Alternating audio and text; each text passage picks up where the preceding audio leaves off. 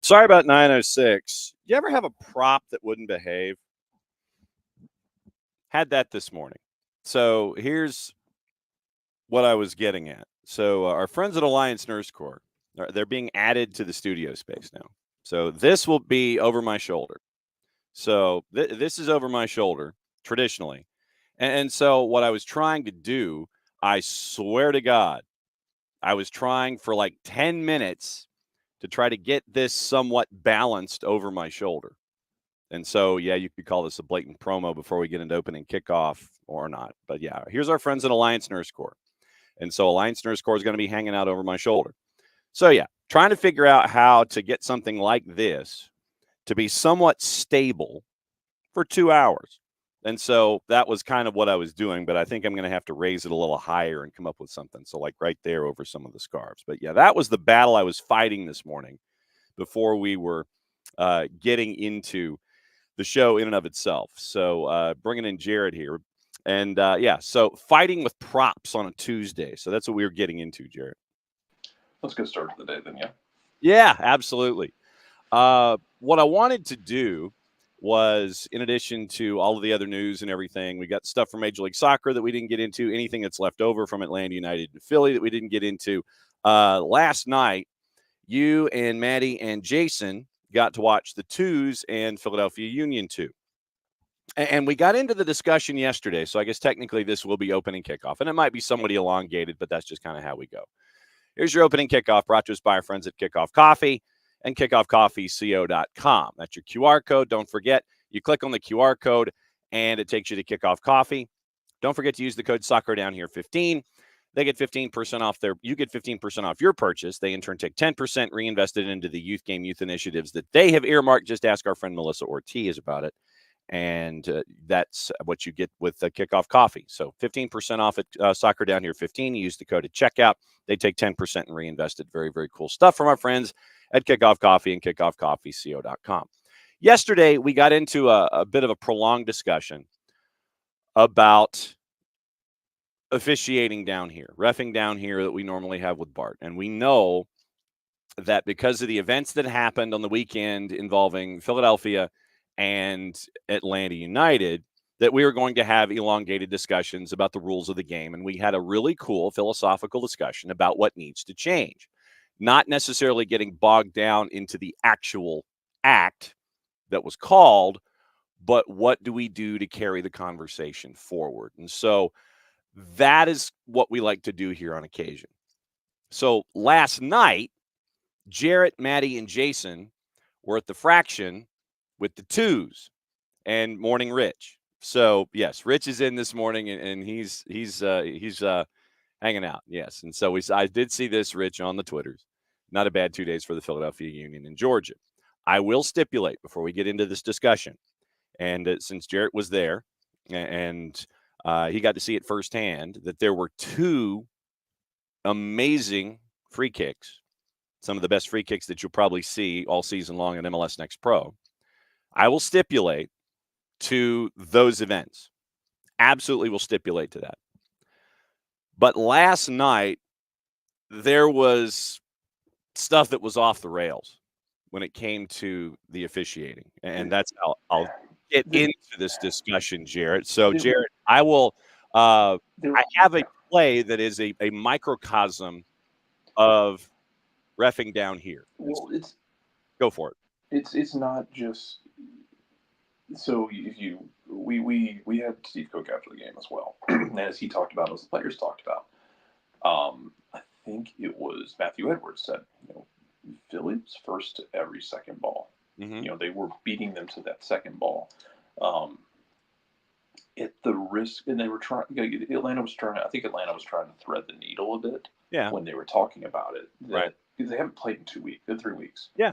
I think they felt a little sluggish after a 3 week break, and they almost scored in the second minute.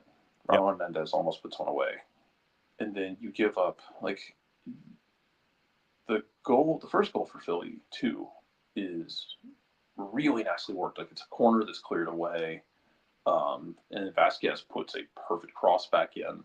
To Donovan, That is, to Chris Donovan. yeah, Chris Donovan. It's perfect. Like Donovan wraps his head around it and puts it in the back post. Mhm. But nothing anybody can really do about it. Right. The and I think I know where you're going with this, in that the non-call in the 45th minute. Yep. But more to me, more egregious was the management in the second half. Yeah, Because and that's look, the what I game, was like getting. and here's the thing: you can look at one play, but it's not why you lost. No. You lost because Philadelphia put together two outstanding free kicks. Mm-hmm.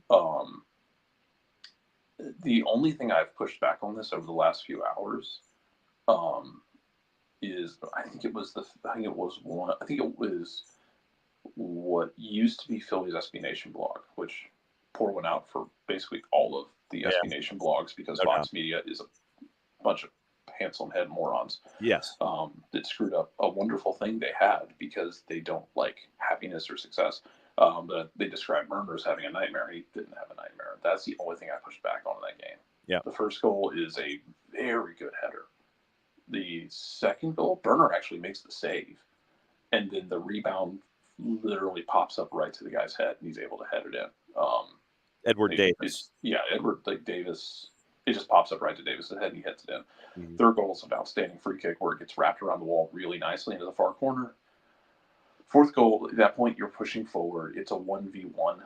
Burner gets the block with his leg, and then has the misfortune of the ball popping straight up, Yep. with topspin, and just rolls in. And then the fifth goal is, if you had had a person in a morph suit, we use this analogy again, and walked the ball into the top corner, you would not have placed it any more perfectly. Right. Ultimately, my issue with last night with the official was the management in the second Yes. half. Yes. And it wasn't just it wasn't just like all the calls went one way and they didn't go the other way. There were 40 fouls in this game. Yeah. 41 fouls. There were 41 fouls in this game. 41. So it wasn't just this is not a one-sided discussion of one team was screwed and the other one wasn't. No. Her management was so bad though. Like, you had guys, I got really pissed personally when you had 4 minutes of stoppage time, because the game was cooked at that point and the temperature was boiling over, where guys were starting to throw cheap shots at each other. And she's picking random moments to get up and to have really intense conversations with players, and then other times she's not. It's hard to tell who's in trouble and who's not. It's hard to communicate with her. She's ignoring some people but yelling at others, and man, it was just really poorly managed. I hated the 4 minutes of stoppage time, because at that point it's one of those games where, yes, there's probably been 5 minutes of stuff. You could have gone to 6 minutes in that second half with all the goals and subs. But the game's done. It's boiling over. You already don't have control of the game. Just do a minute. Now you don't even have to do that. At 90 minutes, just call it. Use discretion is the better part of valor in those situations. If you're the official, just blow it, because with 4 minutes, both teams were running up the chances of having someone sent off. Matias Gallardo was really close to getting sent off. For random reasons, apparently. It was like he got fouled a couple times, and he got up talking, and then she talked to him. Then he committed a foul, got a yellow card, and it was a yellow card tackle. And then she went over and kept instigating conversation with him. Then he got, I forget who it was from Philly, basically threw a shoulder into his back. Right. And then she got up and started reprimanding Gallardo, who had just gotten drugged, and then started reprimanding the Philly player. Like, it was boiling over to the point where it was damn near irresponsible, in my opinion, having 4 minutes of stoppage time. And this is somewhere where having Bart on would be nice, where you can ask Bart about it as an official. Just use common sense in those situations. You can bend the rule book a bit, because it's boiling over. Players are angry, and then there was pushing and shoving after the match. Mm-hmm. Like, it's boiling over. Just kill the match. Yep. Look, you want the overarching theme of that night is that Philadelphia was clinical in the final third, and Atlanta wasn't. Atlanta actually put together some really good combinations in the first half, especially at the end of the first half. They looked really dangerous. Yep. They had some moments where they were able to get free down the sides, but they were always lacking the final product. Philly did not lack the final product. You want the overarching theme of that game? It's not necessarily. Yes, it's a possible foul on Luke Brennan, and it's a dog show situation if you give that foul, and maybe that's why she swallowed the whistle. I don't know. Right. But the overarching theme is that Philly was clinical and you weren't, and it was kind of an inverse of the Carolina core game, because we saw Atlanta be incredibly ruthless in the Carolina core game before their 3-week break, and we saw Carolina core waste chances. Sometimes you are the bear. Sometimes the bear is someone else, and you are you. And then you wake up to find that your liver has been removed by said bear. And that was what it was last night. Yeah. It was, you hadn't played in 3 weeks, you got out there, and you were not the first to ever lose balls. You were not ready to fight everybody the same way Union 2 were. You'll have fun with this, Rich, I promise. And I don't mean that sarcastically. Yeah. I'm not joking. Philly Union 2 isn't the same as Philadelphia Union. They can be scrappy, they can be antagonistic, but similar to the Baby Bulls and Red Bulls too, but they're better on the ball, I think, in terms of like how they'll build up play than the first team. Like we saw with the first team, like Kai Wagner coming up and creating in those the metaphorical half-court offense is a thing that the first team can do. I think Philadelphia Union 2 is better in the metaphorical half-court offense. Like, if they have to be, like, they can be very good in those moments. Yeah. But yeah, you weren't as clinical as they were. Yeah. And they were technical. They did their job. And the same thing, they did the same thing that you'll want to see Atlanta do, and what we saw Atlanta do against Carolina, which is, you have them down for the count. Okay, hold them down until the bubbles stop coming up. That's what Philadelphia did. Yeah. If you want to talk about the one call, okay, yeah, right on the stroke of halftime, Luke Brennan leaves 2 guys in the dust. Last one comes from behind, tries to get shoulder to shoulder with him. Brennan goes down the edge of the box. It's arguably the last defender. Could have been a dog so red on the edge of the box, would have been a free kick. Right. It wasn't given. One, you want to get petty. At least one of the free kicks that Philly scores from is, I don't know where the foul is. I don't know where the foul comes from in that moment. The overarching theme of that game is that Philly was clinical tonight and Atlanta wasn't. The understory on it is, it was bad officiating from the center rep. I think the bigger issue was that she didn't control the game with an absolute damn, and it was pathetic. Right. Because you had people on the edge of getting sent off at times. You had weird moments where she was communicating inconsistently. At some point, like at halftime, the Atlanta players and coaches tried to come up and talk to her, and she just turned everyone away. Yep. And was very, very clearly body language wise, antagonistic about it. Like, it was just a weird game from her, man. Yeah. So here's the play in question.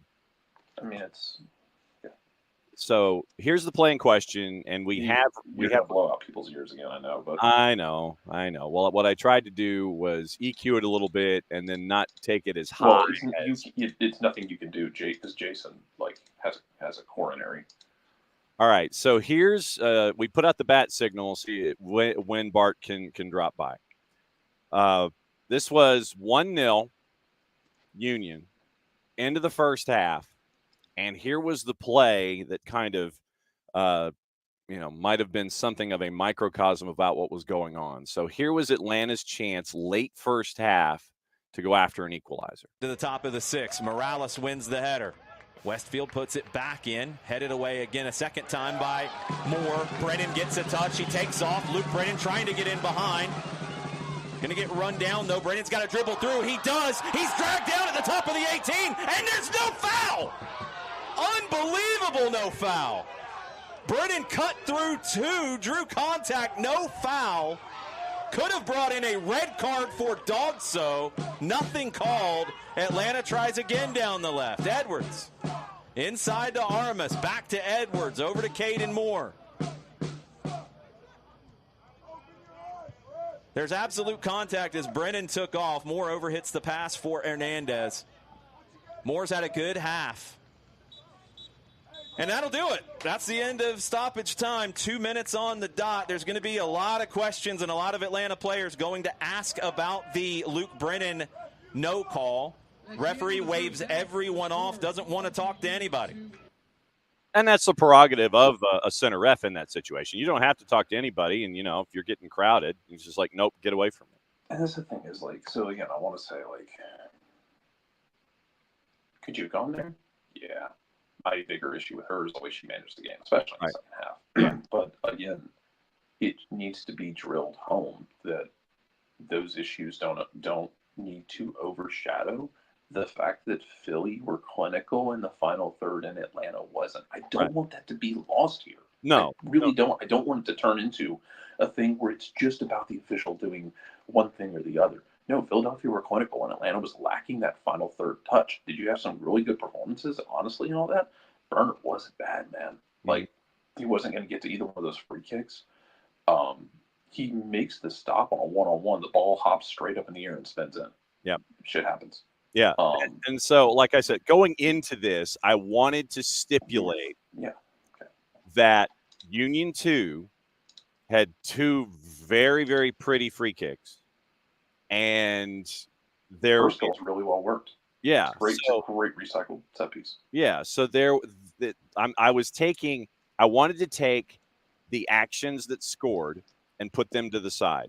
Because, like I said, yes, we will stipulate everything that you had mentioned here in kickoff about what happened last night involving Philadelphia Union 2 putting up a number. And by the time it was over, it was 5-0, beating Atlanta United 2, first time in 3 weeks. Yeah, they earned it. Yeah, they did. 100%. Yeah. And then there are some individuals that we really need to be paying attention to for Union 2 coming forward. As Westfield needs to be on top of your list for that. And I know Chris Donovan came down from the first team and scored 2 goals. And Donovan was really good.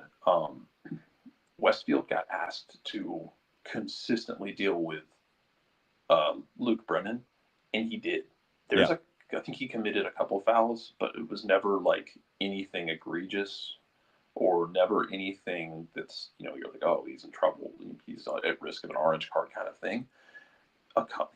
Luke beat him a couple times and he had to recover. He stonewalled Luke a couple times. It was a really good battle. Mm-hmm. Luke worked his ass off, and Westfield worked his ass off. Westfield was outstanding last night in that game. Yep. Vasquez, outstanding in that game. It was really well done. That's the thing is, I just do not want it to be lost in the shuffle of all that when we talk about it. The game shifts when goals change games. Yeah. I think when it's because you get 2-0 with the save that gets headed back in, the ball pops back up. Right. At that point, it's kind of weird because you were looking for the equalizer at the stroke of halftime. Atlanta was on the front foot in the end of the first half. You'd started to find combinations because what you ended up with that in the game, and it was kind of fluid formationally and positionally for Atlanta. But Luke Brennan is playing on the right a lot of times. He's going to put his heels on the right side. You're going to load the left side. You could switch to Luke Brennan and let him do things 1v1. But you had Matthew DeJaney, the teenager, who started up top, but he floated a lot to the left-hand side. It was Matias Gallardo who ended up kind of floating at the top at times. Alan Carlton playing at the 10. And you start to find some really good combinations with Carlton, Gallardo, and DeJaney. Mm-hmm. And Noble Okello when he would get forward, or Javier Armas. Armas and Noble Okello were solid in that midfield. Yep. Trying to play through. And there are instances at the end of the first half where they really started to find that, where you thought, okay, you didn't score before halftime. You might feel hard done by that. That's understandable. But you got something to work with here. But then you give up a goal right after halftime. Then you give up kind of a questionable foul at the top of the 18 that leads to a free kick that's perfectly placed. now you're in hell because now you're throwing bodies forward, and then you give up a 4th goal because you're throwing bodies forward. Right. And they're able to play through. And Efrain Morales, who was phenomenal when he had to be in the box. Right. Efrain Morales when he was building his creative character, he did not pour all of his points into raw speed. Right. So he was not able to chase down Chris Donovan. Donovan scores. And at that point, at that point, the Avalanche is here. See, Bart has joined us. And, yes. So Bart, I guess here's my first question for you. Because of this was my criticism last night. Aside from just the game management, the second half, and the weird communication, it's 5-0. Both teams are on the edge and possibly looking at people getting sent off because they're getting chippy. Why do you need 4 minutes of stoppage time when the game's done at that point and everybody's boiling over and the referee doesn't have control? Why don't you just call a game? Because someone will get mad that we didn't give the proper amount of stoppage time. It's an annoying answer, but it's a completely fair one, and I understand it. Because someone probably from a suburb of Philadelphia, because they don't actually play in Philly, despite what they say, would probably get mad. Oh, no. Philly gets no grace. Sorry, Rich. Y'all's fans been tweeting a whole lot recently, so we're not being nice. Tweeting about attendances when y'all only can get 20,000 people into a stadium, and you're mad that we got 35,000 and calls it a sellout, even though it wasn't. But yeah, to your point, Jarrett, like this is something that I deal with too. Is when you get to a certain level, you are expected to play the full match, right? We saw this at the World Cup when you're having 7 to 11 minutes of stoppage time because they want to make sure you're playing the full allotted 90 minutes. And if you don't, some coaches will get very annoyed. And we know that if there's one thing that Philadelphia coaches and staff do very well, it's get aggrieved when they have no right to really be aggrieved. So my follow-up in this goes to the larger point from last night, and it may completely devolve into repping down here from the weekend in general. But when it comes to game control, and you have it is a very uneven way of calling a match. The match last night had over 40 fouls called, and it was 24 for Atlanta United 2, 17 for Philadelphia Union 2. I cannot recall the last time that there was a match that had that many fouls called, period. There were a lot of fouls, yes. So 41 fouls called, and the idea of game management here is what I wanted to get into, where you have unevenness in the distribution of calls. You want to whiplash from one manner of calling a match to having to feel like I guess you have to overcorrect and go back the other way. And then you're looking at officials that will make a call that the rest of the civilized world may sit there and go, I don't know how you came up with that information to make that call. I mean, I don't know if it's just not getting the proper feedback from your ARs about, no, that was not what happened. Foul should only be going this way and not the other way, as you call it. I mean, I guess addressing the idea of game control and game management in a situation where it is a very hot-tempered environment, I guess is where I'm getting at here when you come to the unevenness of calling a match like last night. Yeah, I think it's a fair question that a lot of people would ask a referee, and it's something that I think a lot of people who may not be in that center might not fully understand, is that the fouls don't exactly happen the same way in the same manner across the field. Yeah. And each team is put in certain situations and circumstances that may either produce more fouling or solicit more fouls. Right. Philadelphia does play a style of ball that is a little bit more direct and quick, which oftentimes forces teams to make quicker decisions defensively, right. Meaning you might be fouling a lot more. Yeah, professional fouls and so on. Yeah. Yeah. And conversely, we know that Philadelphia isn't afraid to foul, but when you're in control of a match, or when you feel like you're, I don't know if they were in control of the match, that's probably not the best way to put it, but you know what I'm saying? When you're I mean, you're at 5-0, right? Yeah. You have a little bit more control of the match the way it's going. You're less likely to foul. That's just how this goes. And so I fully understand why you're looking at it and going, one, there were a ton of fouls called in general. That you never want to see. What was the total? 41. 41 fouls. Yeah. 41 total fouls is unacceptable, to be quite honest. As a referee, that is a lot. That probably needs to be addressed from the league higher up. At this development age, that's a lot of fouls, period. And, I don't know if you can, as an official, look at yourself and go, oh, I did a great job when, you had 41 fouls and somehow no one's sent off. Because at that point, persistent infringement was everyone. Yeah, I mean, Atlanta with 25 fouls, hard for me to look at that and go, okay, well, we didn't deserve more than what we got from the yellow card perspective. Same with Philadelphia at 16. I mean, it's just a lot of fouls in a game, and it's concerning that no one was truly reprimanded for that. So, Jarrett, last night, obviously, with the 41 fouls that were called, I mean, you were there. Was it as an even distribution? Is it picking out an individual? Okay, it's your turn to get a call. Your turn to get a call. What was it like out there? I mean, I think it was kind of spread out. Like I said, at the end of the game, Matias Gallardo was basically John Wick after he gets after they put the call in on him, and he becomes like, you have an hour before your excommunicado. It's kind of turned into that where he was getting mollywopped a bit. Yeah. But he was also dishing it out because I think he was frustrated. Yeah. Because I think, and this is the thing about it, is like Philly wants to maintain their clean sheet, and they have every right to do that. You'd want Atlanta to do the same thing. Again, we did the same thing with Carolina Core. It matters. It matters to goalkeepers because they're psychotic. That you want to maintain that clean sheet. So, like, if Atlanta was starting to break, they were committing those fouls. But man, they have to have this.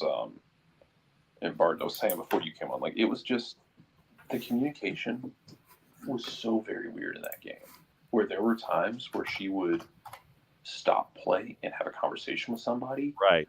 There were some times where it was a very one-sided conversation, and other times where it was very two-sided, and she was letting players talk back. And then sometimes when they would talk back, she would shut them down. You could see her getting very demonstrative. It was just, it was a weird communication, kind of like an inconsistency of like, where I kind of felt like players were sometimes wondering, like, am I allowed to talk back to you or not? Yeah. And then when you initiate conversation, then you're shut down and you're kind of wondering, okay, what's my conversation and communication level here?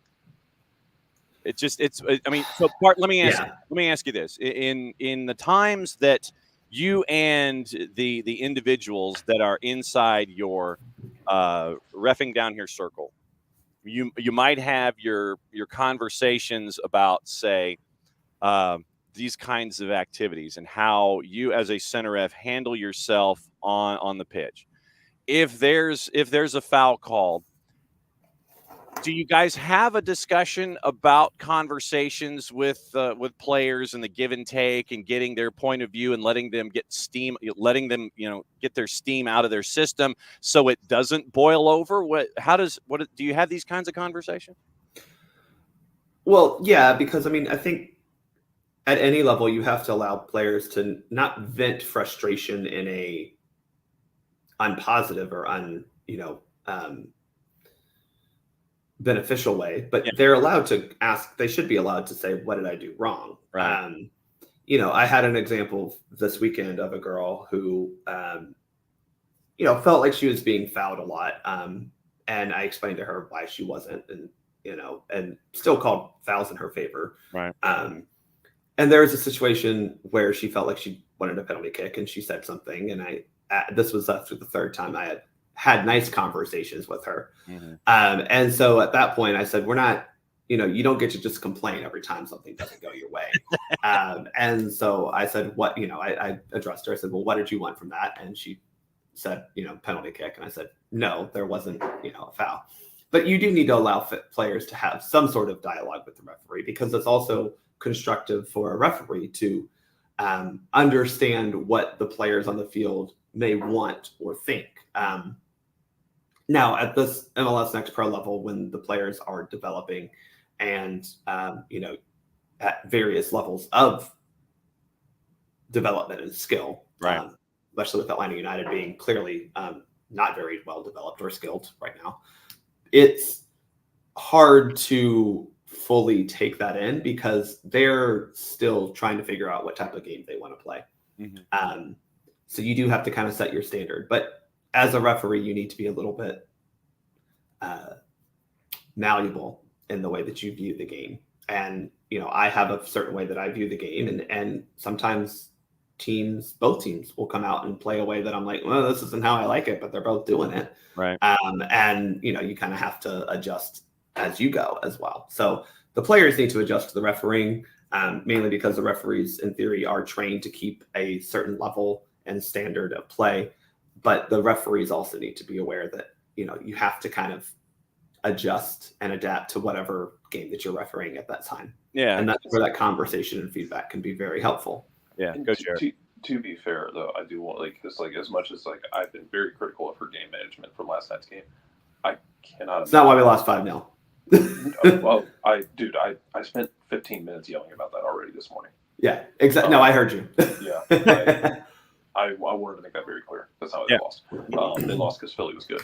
Mm-hmm. I cannot imagine how exhausted she must have been when she sat down after the game, because she called 41 fouls. She had to talk to everybody on the field. She had to be mentally absolutely whipped after that game. Yeah,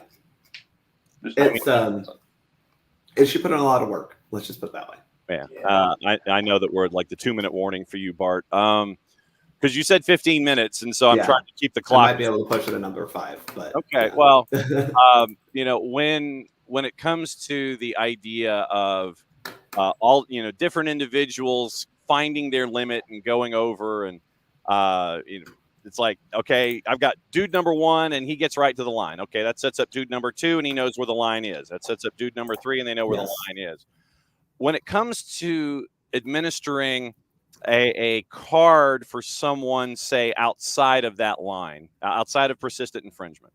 So I guess this is almost a 2-part question. When you look at persistent infringement, do you have a set limit, or is it almost team-based in your mind going into a situation? It's like, okay, I know what they do going into a situation, and I have a gauge in my head of, okay, they've hit that limit. Now I start doing persistent infringement. And are you also, and those of you that consult with you and have your conversations, are you guys of a mindset to sit there and it's like, okay, I've seen the same foul from different dudes over and over again. And if there's like a 4th or a 5th individual that fouls for the first time and it's the same kind of foul, then do you go ahead and give a yellow in that situation too? When it comes to persistent infringement, how do you handle that? It's tough because I forget who I was talking to during the halftime meetup about the Jose Martinez issue. But that one we can get into at another time. But they said, if you say no more, then once you get a yellow card, they're like, the next foul should be another yellow card, and that's not how this works. I'm not saying it totally resets, but the reality is not every foul is the same. Not every foul is was it you, Alex? Thank you. Not every foul is the same. And persistent infringement is persistent infringement is a weird one because you may not commit the same type of foul or the same level of foul within however many fouls you get in that persistent infringement. And so, you may commit 1 or 2 fouls that are kind of just like, you kind of clipped them when they ran by, or maybe you grabbed them a little bit. And then your 3rd foul is much harsher. And you still may put it down as persistent infringement as opposed to unsporting behavior or whatever the way that the league codes it at that point in time. Yeah. So it is difficult because it's not a complete and it's not a complete and total absolute. Okay, if you hit 3 fouls, and that's persistent infringement. Right. If you hit 4 fouls, if you hit this many fouls, and it certainly doesn't necessarily reset after you get your yellow card. But the goal of a yellow card is to caution a player, so they should understand that their fouls need to play in more control. And I think that's something that, if you look at last night specifically, neither team seemed to be playing under control when it came to fouls, at least in the opinion of the referee. Yeah. And then the other element before we let you go is mass confrontation. Yeah, get rid of it. I'm sorry. I'm tired of watching players crowd referees after every single thing that happens because they feel like the referee has somehow told them that they're no longer allowed to eat ice cream for the eternity of their lives. It's like, what are we doing here? They told you that you fouled mass someone. Confrontation. If you told me say that, Jared. If you told me I can't go to the Carvel machine, I'm going to. Right, and that's what I'm saying. Like, that is a justifiable mass confrontation. Mm-hmm. Telling you that you fouled someone is not. Yes, agreed. Rugby rules are my favorite, and Ben Rich, the hockey rules as well. It's the same thing. The captain can talk to the ref. Otherwise, you don't. No, you don't. And I'm really hopeful, Jarrett, that we talked about this, I don't know, maybe 2 months ago, the modifications to the laws of the game coming up about the captain's armband now being a required piece of equipment. Yeah. I am hopeful that is something that leads to that, because I agree that outside of like the player who physically committed the foul or got fouled and the captain, no one else has any business talking to the referee. Y'all weren't involved. This doesn't concern you.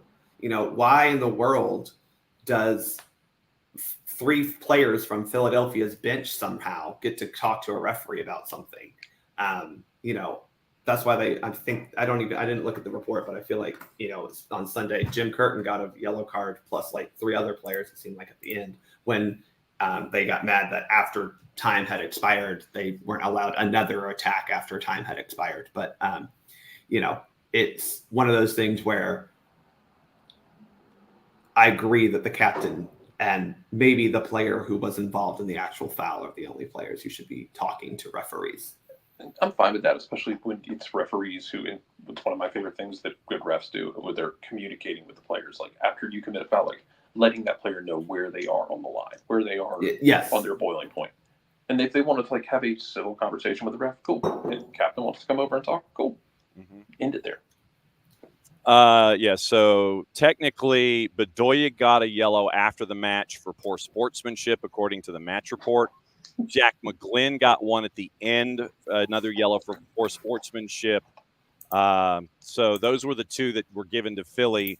McGlynn's was still actually during play, technically at 90+5, and then Bedoya as captain got a yellow for poor sportsmanship, and technically listed in the 91st minute, but the match was over, and so that's why it was listed at 91 as opposed to 90+5. So, I Bart, as always, thank you because, like I said, I texted, and I'll break the fourth wall here for a second.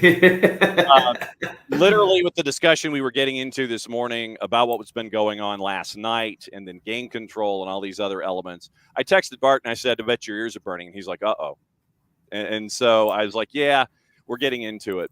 So anytime that we can get the vaudeville cane and drag Bart off of his real world stage and bring him onto the show to kind of break things down, I'm thankful that you answered the bat signal this morning to kind of look at things, because there was a lot. Do we want to attack the throw-in thing while I'm here? Well, sure. If you got time, if you're not going to get in trouble with the real world, we can. We'll do it. We'll do it. I'll open up this can of worms for a little bit. Sure, and then we can readdress it the next time. The first thing I'm gonna say is we have what I call the rule of inverse containment, which is just a fancy way to say that the lines that mark the outside of the field mean, as you know, the ball has to completely cross over the line, 100% of the ball over 100% of the line for the ball to be out of play. Right. Conversely, 100% of your body part has to cross over 100% of that line to be considered in the field of play, especially when we're talking about throw-ins. Okay. So to that end, we're getting hung up on millimeters, centimeters, maybe, of a screen grab that has a glare, by the way, going through happen to be where the heel and the line maybe are or are not meeting. You mean this screen grab right here? Yeah. It's there are cleaner ones though. Yeah. It's very probable he was over the line. Yeah. Very probable. However, I'm not going to. I think the issue more is that for VAR purposes, it's not truly reviewable. I think that this is a restart of play that should be able to be reviewed. However, I understand why it is not, because if we're just looking at foul throws, holy cow, do y'all understand how many foul throws get just 100 a day? Thank you, Jarrett. Like, I mean, and I deal with this when I'm refereeing too, and it's just like the way I put it to the young referees too is you have to pick battles. Yeah. And if your battle is taking a throw in at the exact point where it went out of the field of play, if it's, oh, well, the ball didn't, completely go to the back of your neck and in front of your head. Like, we'd never play soccer. We never would. The throw-in is just a method of restarting play. And yes, we need to be maybe a little more strict on it when it is being used as an attacking tool. But the other part is it's not like Harriel had a ball that went from the side of his head or one of the one-arm throw-ins a la Weston McKinney. He just happened to be maybe a centimeter over the line. And again, in the grand scheme of things, Atlanta United should clear it better. Atlanta United should mark better. And, if I can make one comment on the game itself, and I think I said this at the end, is that is a game that good teams have to win. And the team that was out there for Atlanta United at that point in time wasn't at that caliber because they let a couple of literally two moments get the best of them. And I forget who exactly has said it, but it's a lot of famous athletes have always said, you never want to be in a position where a referee's decision impacts your game. Yeah. And it's not like the ball went directly into the net.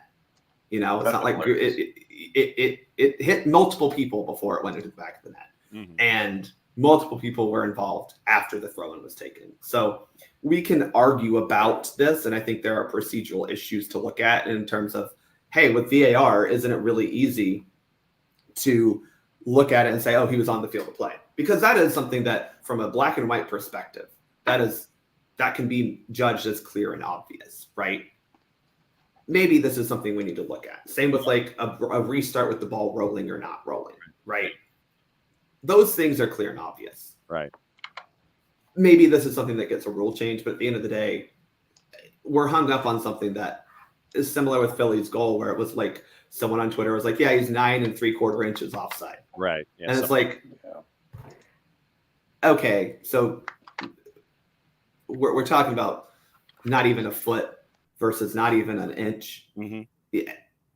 Let's focus on the real issue, and that was, unfortunately, Atlanta United didn't clear a ball correctly defending a set piece. Yeah. Well, and to your point, Bart.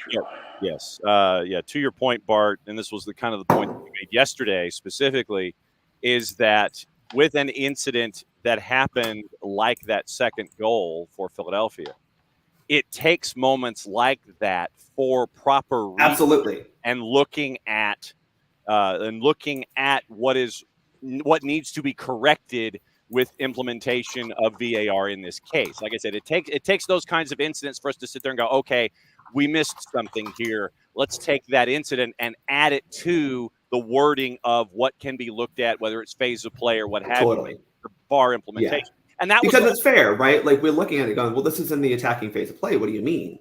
And it's a restart. What do you mean we can't look at it? And so I think those are legitimate questions to have. Right. But we're asking questions of, like, we're now asking about John Freeman, who didn't have his best day. No. And Catherine Nesbitt, who has refereed in World Cups and World Cup finals, by the way. Yeah. We're asking them to work within the framework that they have. And by the way, she looked at it. Like, it's not like she was not paying attention, but I forget who I think it was Abe at the end of the broadcast. I was listening as I went home on Star 94. So shout out to that crew. There you go. It was like, yeah, she looked at it, but she's also looking at the offside line because it's clearly a set piece type of thing. And while you can't be offside directly from a throw in, you can be offside on the flick on that's about to happen. Yeah. And making sure no one else is doing other stupid things inside the box and making sure all these other things. So she checked the throw in and then immediately has to look up to make sure that where the throw in is about to go, stupid things aren't happening because John and Jared, as you are apt to point out oftentimes, adult men do stupid things on the soccer field plenty of times.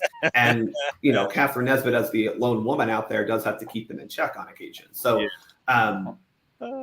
that's just what's happening, right? Is she's got a lot, and she checks it, he's on the line. She's multitasking. It's yeah. not that she's not staring at just feet. She's staring at arms. She's looking at fouls. She's looking at what's going on in front of her. Yeah. She's not just focused on one thing. And so, no. And that's also one of those things, John, is that as referees, we've tended to not focus so much on throw-ins because of that.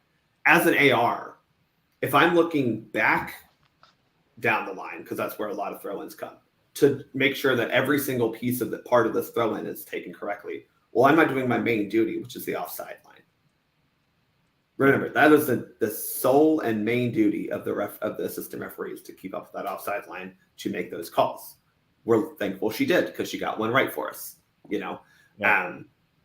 So remember that yes, they're looking at that, but they also have to remind themselves of their main duty, which is the offside line. And in this case, again, though you cannot be offside on a throw-in, this particular type of throw-in, the offside is probably coming soon after the throw is happening. Yeah. And you need to be in position and aware of what's going on there. Yeah, so that was the larger issue. Yes, we did discuss it yesterday, but I wanted to get into the larger discussion yesterday about, okay, this happened and it should be placed within the framework of the rules of review. Yeah.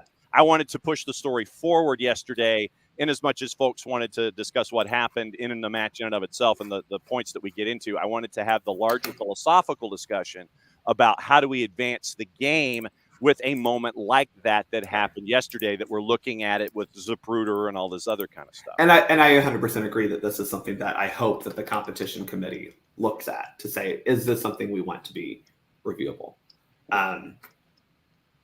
Before you go, and I know that you might be in trouble. Jarrett, your last question, and then I've got a thought from Pars that we've got to get into. No, and I'm actually running out the door. Okay. Bart's going to hold the door out, and we're both going to run out the door. All right. My favorite irony of all of this was people were getting, and trust me, I've had enough headaches over that stupid clip and that stupid screenshot. At this point, I'm done. I'm ready to burn it to the ground. My favorite irony of all this is people bitching about, well, we're just looking at screenshots of that, while at the same time we have been looking at screenshots of offside for a millennia now. It feels like. Yep. Don't tell me we can freak out about one screenshot but not the other. It's what we do. And we don't have a down the line view. Right. Yeah, and we also exactly. We don't have a down the line view, which was my favorite thing of Curtin talking about clear and obvious. Like, dude, nothing about it's clear and obvious, man. It's not a down the line view. Yeah. VAR's going off of a weird view where it's just hard to tell. And it's you don't have the angle flush. You don't have semi-automated technology. You don't have Cyclops out there. So you're going to say what you're going to say. So there goes Jarrett. One last thing came from Par, and it's a positioning thing. Why can't the other AR not be on that end when it comes to positioning, I guess? Or I guess having two ARs backing each other up on the same side, I'm guessing is what Par. Well, if you want to add an AR on each half, then sure. But the way it's positioned is the other AR is on the other side of the field on the direct opposite side for two reasons. One, because they're looking at the entire other sideline and goal line. Right. So, if they're on the same sideline, then you can't cover both sidelines. And then two, because the other team is offside as well, and you have to be on that side of the field. So, at this point, you're asking to add two more referees. National Hockey League did it. National Hockey NHL has done it, right? Listen, I am pro that because I think that soccer is. Rugby has the same issue at times, but again, we've talked about how rugby is able to control things a little bit better. Yeah. But soccer specifically is the least. We have the least amount of power and control over this game because there's 3 of us out there to control 22 people plus coaches plus substitutes plus team officials. So we're talking 50. What you get an 18 to 23 player roster for match, that we're talking 50 plus people that we're controlling. Correct. And I don't know about you, John. I don't have kids, but I've tried to control a kid one time, and one child is a lot, let alone 22 adult babies who, are acting a fool almost at any time. The 17-to-1 ratio of attempted control is not really a good ratio. Yeah. But I wanted to bring you. Yeah, Talon, you have 2 kids and stuff, and it's like if you have just 2 children. Yes. And even have 2 parents, it's tough. Yep. Let alone when you get outnumbered that way. So we're very outnumbered. So I would be fine with adding ARs on each half. And the problem is if you are adding, John, you see this in high school ball all the time. If you add 2 center referees, yes, yeah. Now we're talking about 2 different styles of calling a play, because unlike the NHL where you do have a lot of clear cut, this is things. Soccer, we allow a lot of gray area. Yeah. So. And the gray areas differ from individual to individual, and you have the egos that are attached. You also have the styles that are attached, the experience that's attached. And so the conflict of styles for center refs would be there. I know that you have overstayed your time. A little bit. Blame the show if any of your superiors sit there and have an issue and wonder why you were late for a conference call. As always, thank you for answering the BART signal. Not just the bat signal, but it's the BART signal. Thank you, John, for sending it out. No, hey, dude, it was stuff that we wanted to get into. And since your Monday at 10 has turned into a floating kind of a thing, when your ears burn, you can crash. So go back into the real world. We'll catch up soon. Thank you all. And remember that at the end of the day, it's just a sport. We can't have that. No, athletics mean far more than sport. Be good. We can still hate on Philly, though. Love you, Rich. Bye. Parting shot from Bart. At Soccer for US POD at Bartimus Prime 19. And that was, like I said, answering the BART signal. And I'm just going to call it that from now on. You end up with, and like I said, I wanted to get into stylistics, and I wanted to get into philosophy, and I wanted to try and get the refereeing perspective on control and calling a match, those kinds of things. Like I said, Rich has been, like I said, Rich has been the point of the spear. He's been the sword and shield for Philly for the last 2 days, and this happens twice a year. And I wanted to, while addressing Monday and addressing Sunday on Monday and Monday on Tuesday, at the same time, I wanted to stipulate what Philly did right, especially last night. But at the same time, what I wanted to do was get into the philosophical element of this and try and understand where referees and ARs are coming from, where the rules of the game need to be changed, altered, augmented, what have you, and bring the discussion forward. Because, I mean, it's easy for us to lob shots and sit there. And I know that a lot of it is good-natured because of our listener base and our viewing base. And I know that we are all of one community, and there's ribbing, and there's the poking in the ribs, and the smacking on the back of the head, and it's good natured because of the history that we all have. But at the same time, I wanted to get into the elements that were exposed in these 2 matches and bring the discussion forward. So that was kind of why I wanted to discuss. Yes, there was game state to discuss, and yes, there are the points that continue to reinforce themselves when it comes to philosophy and how much Atlanta United fans disagree with Philadelphia Union fans about how they operate on the field.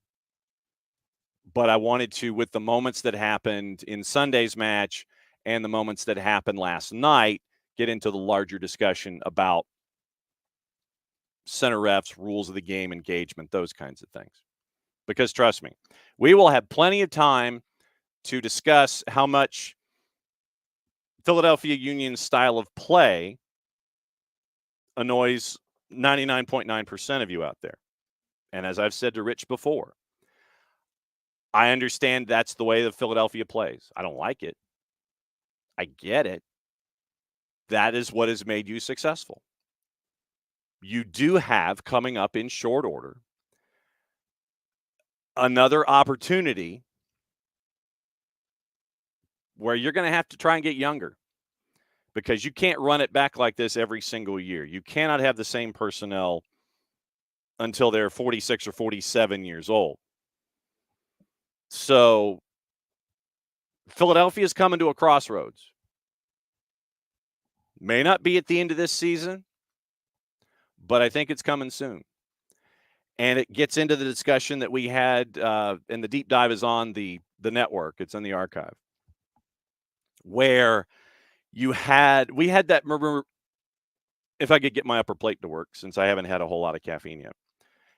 Remember the long discussion that we had about Philadelphia and the ownership group and how they position themselves and what they're focused on financially. There's going to be some time coming up real soon for Philadelphia to try to figure out what direction they want to go. Do they invest? And I mean in more than just infrastructure and beer gardens and things like that. Do they bring in players? Do they drop the eight-figure fees on more than just one guy, or seven-figure fees, high seven, and bringing folks in? How do you build? When this generation of Philadelphia Union players cycle themselves out for whatever reason, out of contract, going to other places, getting larger contracts, age, retirement, what have you, Philadelphia's got questions coming up. And how they handle themselves when those questions come up in bulk is going to be an interesting watch. Will they continue the style of play with this next cycle of individuals? We saw last night that, and Jarrett mentioned it, with Philadelphia Union 2, you got folks that are that have, a fair piece of artistry attached to them when it comes to the future. Does Philly continue being this kind of an animal when the folks cycle through? But right now, this style of play fits who you are. You're successful to a point. Let's see what happens with Philly as they continue to get older and face questions about their roster build. But the current style of play, as I've said, not a fan. I get it. That's who you are. And like I said, we know how we all feel about it. But I wanted to, yesterday and today, it just so happened that it carried over into a second day's discussion because of what was going on. I wanted to talk about referees' perspectives, control, administration, rules, those kinds of things. And Bart answered his Bart signal. So thanks to Bart for doing that with us. Okay, so that's it for opening kickoff. That's it for opening kickoff that went a full hour. Brought to us by our friends at Kickoff Coffee and kickoffcoffeeco.com. That's the QR code for those of you who are watching, however you are watching, either on the Twitch, the YouTubes, or on the 280 character app. And don't forget to use the code SoccerDownHere15. You get 15% off your purchase. They in turn take 10%, reinvested into youth games, youth initiatives. That's the QR code from our friends at Kickoff Coffee and kickoffcoffeeco.com. Okay, hour number 2. We can talk about still whatever else is on your mind. If you want to bring in black helicopters and tinfoil hats, then go for it. We've got news from across the pond having to do with Tom Russo's favorite club on multiple fronts. I know that Tom is trying to block out what happened yesterday with his beloved Everton, and there's some off-the-field news involving them as well. We've got Open Cup to prepare for. We'll catch up with Roy Lassiter coming up in short order. Maddie caught up with him yesterday as Carolina Core gets ready for their next round matchup. We'll go through all the juice boxes there, and we're chasing after a bunch of different news and things, and so we'll let you know what else is going on in and around the planet here for the second hour of the show. High school update. One match this afternoon. In rare cases, in the first round of the playoffs, you will find schools that will plan doubleheaders, because if they have two teams that have done well, they're going to want to combine them into one date so they don't have teams running around all over the place. And it's like, okay, we're going to turn the lights on, and then we're going to turn the lights off. Then we're going to turn the lights on and turn the lights off on back-to-back days. So that's part of the detail. Now, today, 5 o'clock on the network, a little before 5, we'll be back at Decatur. Go to our Mixler channel, soccerdownhere.mixler.com. I will have the Ware County Decatur girls match. Our friends from Waycross making the trip, coming north.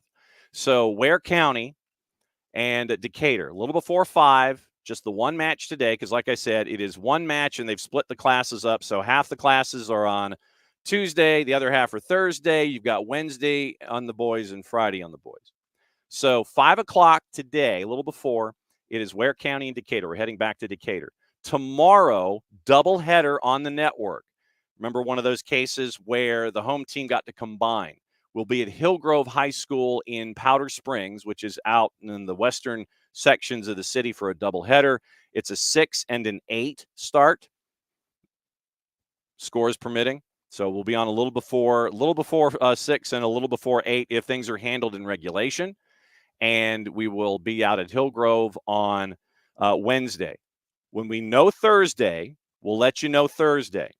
We have a game in mind, and we're trying to secure that, because once again, you're hopping into discussions with athletic directors pretty much on the fly, and it's like, hey, can we come out and do the match? So Tuesday, Ware County, Decatur, 5 o'clock. Tomorrow, 6 and 8, doubleheader at Hillgrove on our Mixler channel, soccerdownhere.mixler.com, and we'll catch up with the Hillgrove Hawks. And so we've got a single game in mind on Thursday and a single game in mind on Friday. So that's where we are with all of our activities.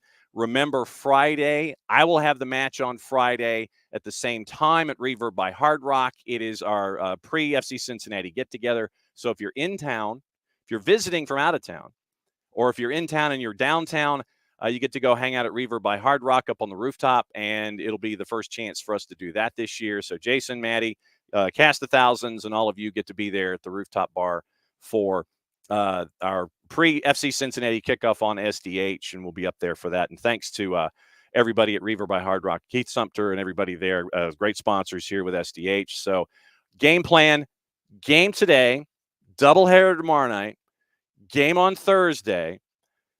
Friday, we're in two places at once. Game on the air right there on the Mixler channel, soccerdownhere.mixler.com, plus being at Reverb by Hard Rock simultaneously on Friday. And then obviously Saturday, back on 92.9 The Game, it is Atlanta United and FC Cincinnati, and some old friends get to come and visit. So we'll catch up with them. All right, so that's the plan for the near future when it comes to everything going on the planet. So now, no, Del, I did not see the AFC Wimbledon Princess Diana jersey. You're going to have to send me the link to that. So that's going to be very cool. All right, now, time to shout out everybody. And so morning, Del, morning, Alex, morning, Derek, morning, Rich. Now, like I said, Rich, because Rich has been a part of the SDH family for as long as he he comes in with the sword and the shield, and he's ready. These two match days are now 4 match days out of the year when it comes to the singles and the twos. Morning, David, morning, 4-card. And let's see. Discussing tailgating and things like that. Dell mentions, the back and forth, and he says that's the one thing he loves about USL Championship. We have each other team's fans. I mean, Rich, you've got the other team's fans at the tailgate. Last season, Rich came by and was welcomed with open arms. He came down for the match last year, and like I said, Rich, I've got your scarf right over there. It is right over there. And it is here in the office, so it does exist. And so Rich says, I'm not going to lie, we kind of know it annoys you guys, so it is a little bit of needling. Yeah, if no one starts trouble, it's fine. That's how it goes. So, I mean, it's Alex, and getting into the ideas of the reffing down here discussion. Alex, I want a rule where every single player who crowds the ref and isn't the captain is given a yellow, no first warning, first minute or last, even if it's a second yellow. Alex doesn't care. It'll stop the shenanigans. And that was another element of what we saw, on the weekend. And we see it more than just on the weekend. We see it a lot in Major League Soccer. And Alex, to your point, I think that if you had center refs that were not afraid to sit there and go, bro, are you wearing the armband? You sit there and the center ref looks down and he goes, are you wearing a captain's armband? He looks down and the center ref doesn't see one. And then it's like, all right, you're out of here, or bang, choice is yours. And so, I mean, that might have been another part of the discussion with Bart, is yellow cards, mass confrontation, all those kinds of things. I think that legitimately you need to have center refs in Major League Soccer. And like I said, yes, we are using recency when it comes to our example, but it's something that we see a whole lot.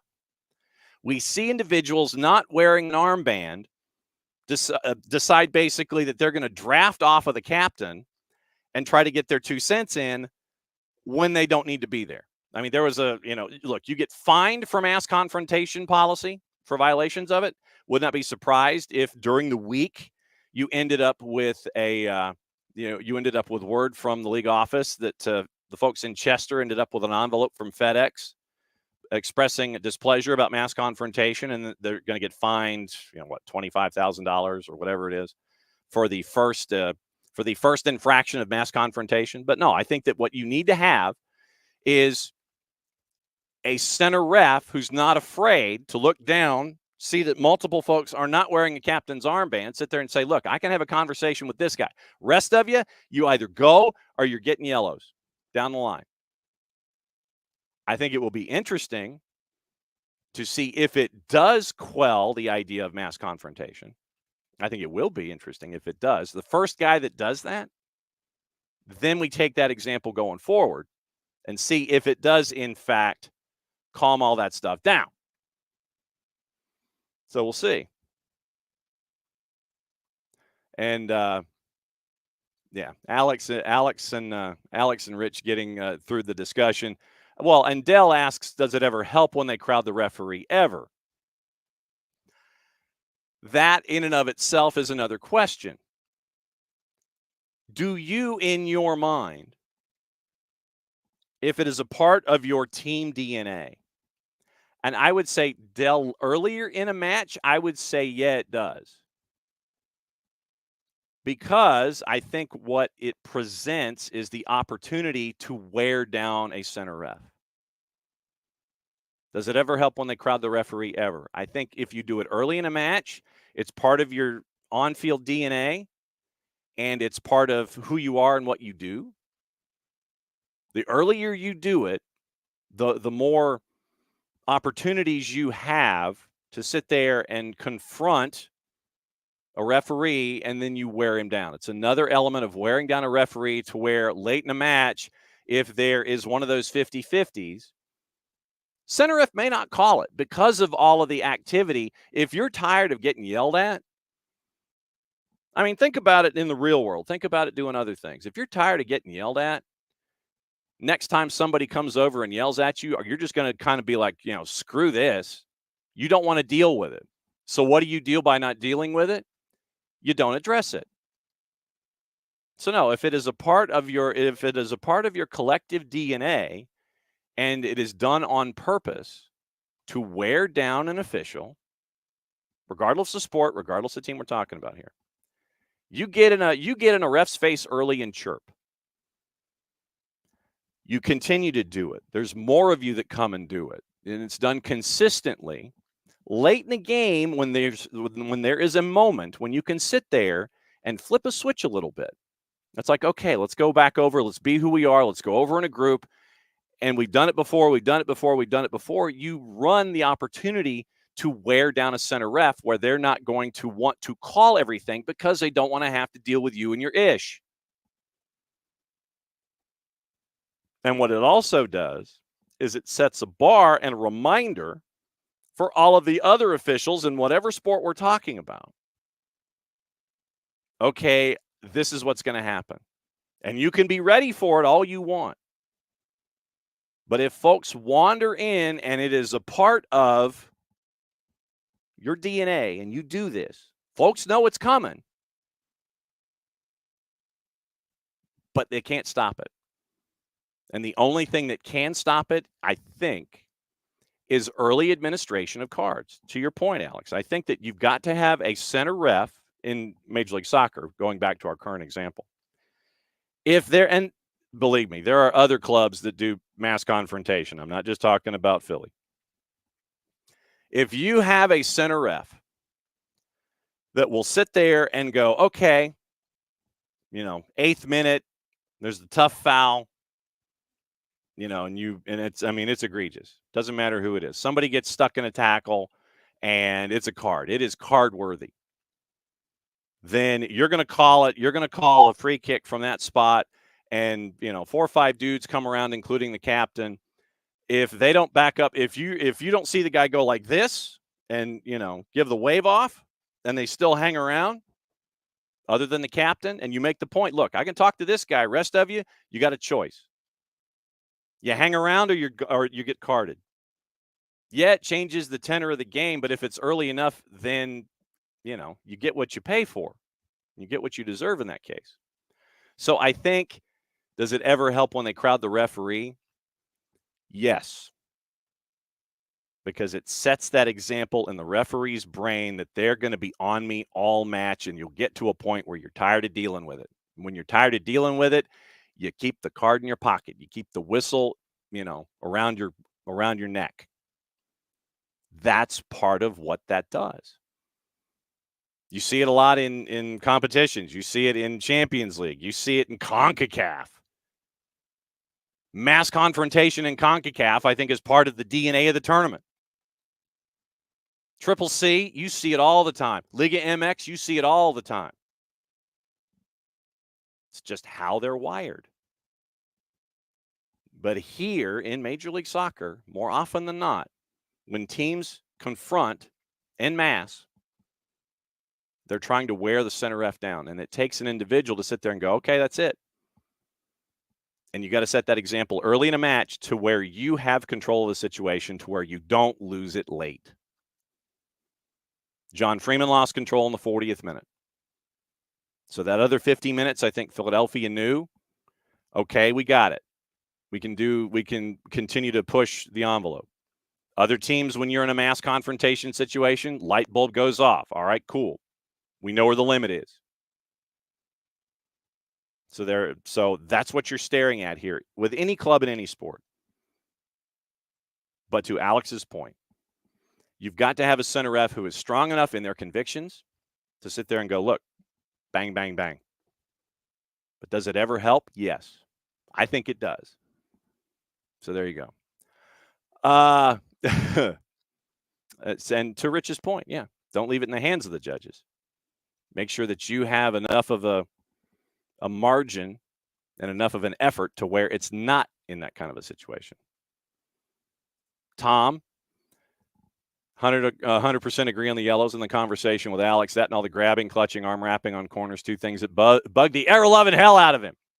And Pars, to your point about not having the AR, having 2 ARs on the same side, I think we're getting to that point, and I'm waiting for IFAB to address it, much like we talked about in the National Hockey League with Bart. National Hockey League had to add a second ref because of the speed of the game and the development of the athlete.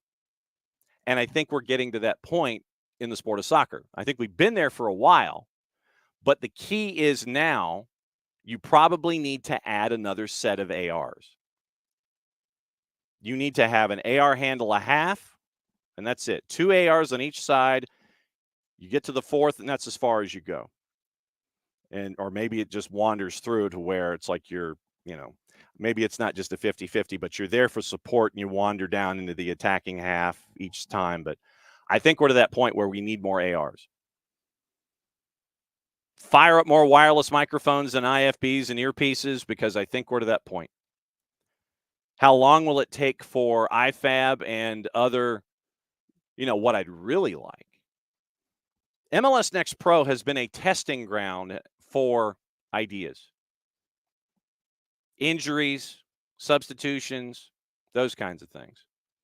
Here's what I'd like as we've workshopped this through this morning. MLS Next Pro, on a couple of occasions, maybe for the playoffs or regular season, something that you could sit there and have a good roundabout base of information. Somewhere in the MLS Next Pro schedule, you introduce 2 new ARs. So you've got 2 on each side. You've got 2 ARs on each side, plus your center ref. I know with technology, you've got to add 2 more headsets and more channels and things like that. But I think this is where it's done. I think what you do is you introduce 2 new ARs in MLS Next Pro, because I think that, once again, the discussion about adding a second ref, you get the conflict of styles, and then you have the refs, combating each other as to what they constitute a particular play to be. I think the solution is to add 2 more ARs, 1 on each side. MLS Next Pro needs to do that, to test it out and see if you end up with reinforcements of calls or if you end up with differing percentages of what you're talking about on a daily basis if you're an AR. See what the foul numbers are and roll from there. That's my thought. So 2 new ARs in MLS Next Pro, that's your Petri dish. That's my thought. Wiley, going back to the match, frustrated with Atlanta's finishing on Sunday, encouraged by Cobb and company, knocking around some Philly players. Watch that LGP tape for inspiration. Yeah, I'm really loving Noah Cobb. But like I said, we've had Noah Cobb in our spot shadow since he was 15, playing for Atlanta United too. Not afraid to play against dudes like Cameron Lancaster and the guys from Lou City who are twice his age. Noah might have just been able to start driving, but he was starting up against dudes that were twice his age, 30-year-old plus players in USL Championship at the time. Not intimidated by it. Love what I'm seeing from Noah Cobb. And his numbers and Luis Abraham's numbers on the weekend, great at the back. 6 clearances for Luis Abraham. That still sticks with me. But, yeah, Noah Cobb, Efren Morales behind him. You've got Matthew Edwards with Atlanta United too. You've got Aiden Torres with Atlanta United too. But 3 weeks off, I think it got to him. And Philadelphia Union too, quality, absolute quality. So we'll see. We'll see what happens with Atlanta United too next time around. Tom says he wants a second center before more ARs. Like I said, I think that the clash of styles and egos and conversations might make that more of a combative relationship. That's why I'm looking for more ARs. But like I said, they're not like against each other in the run of play. They're not like standing over each other's shoulders. I think that there's some give and take. Like the further down the line the near side AR goes, that's when the second AR comes in from behind and is closer to the middle third, those kinds of things. And so it's almost like a pendulum. It's like, okay, so this guy slides, I slide with him, so that way you end up covering 100% of what's going on. And Derek, yes. Derek says referees are constantly herding cats. Dell says herding cats is easier. Not necessarily wrong. Yeah, that's why we only have one animal here at Office HD. That's why we only have the one. So Dell doing the public service and showing me the link to the AFC Wimbledon. Oh, the Black Sheep. Okay. The Black Sheep. Okay. Got it. Okay. That's very, see, man, I'm going to have to, I get that. I wonder if they're going to, put that on sale or if there are any left, basically. So we'll see. All right. So Dell with another question. Can you turn a referee against you by doing that, or can you get a referee on your side if you don't give him or her crap? That's another Bart question, but I would imagine, I think that stylistically, what is it? You get more flies with honey than vinegar. I think that if you are, if you're not the captain and you're asking a question genuinely. I think the captain can use whatever tone, but of course you don't want to sit there and use a confronting kind of a tone. Well, that, like you're turning behind and talking to Angel Hernandez or something. Well, that call sucked. No, I mean, if I think that a center ref is probably a little bit more forgiving / understanding about the situation. If you're not gesticulating wildly and sitting there and dropping F-bombs, it's like, no, no, no, no, no. Or if you walk up to him and go, okay, so what I was thinking was X, But I don't think that there's going to be enough of a calming of the emotion in the first place to sit there and make it to where you're having a civil discussion. So who knows? But that's what you're looking at. Okay, so when did this go? When did this drop? Actually, 25 minutes ago. Wow, shows you how far we've gone. All right, so the Scottish Premiership post-split fixtures and dates have been revealed, and I think that Jared is probably chasing down these as we go. So St. Mirren Rangers Celtics to Dundee. That is on May the 11th. Action kicking off on April 27. Kilmarnock Hearts in the top 6. Aberdeen take on Motherwell. Livingston and Ross County. St. Johnstone and Hibs. So that's what so April 28th, you got a double. St. Mirren Rangers, as everything continues to just launch forward as I'm trying to read as we go. Yeah, I mean, Aberdeen right now, 35 points. I mean, they got some work to do. But yeah, Aberdeen in the lower half. Key matches in the bottom 6. Aberdeen, who have named Elfsborg's Jimmy Thielen as their new manager for next season. They are hoping to not be dragged into the relegation battle. They've got home matches against Motherwell and St. Johnstone before visiting Hibs the week after, ending their season against the bottom 2. Livingston visits and then a trip to Ross County, but we saw what Ross County did after the fact. So, Aberdeen right now, for those of us that have been following, Aberdeen's got some work to do when it comes to getting out of the bottom 6. So they got 5 points to make up and a handful of matches to do it. So, 35 points. They got to climb 2 other folks and get into Dundee's slot, which is 5 points ahead of them. So, keep an eye on Aberdeen because that could turn into some serious stuff. But Jimmy Thielen from Elfsborg. There you go. Forget DNA. Atlanta United does it too. It's become acceptable all around the world and needs to be completely eliminated from the game. So that's a bad example in the stands too. Yeah, and Alex, I see your point there. With if your team acts a certain way, then as a fan of your team, then you feel compelled to act similarly. No, I completely understand that. Alex says the line needs to be reset. I promise that if you start next season with that directive, first 2 games it happens in, it's enforced. You'll have 0 instances in that league by the end of the season. I'd love to see it, just to see what happens.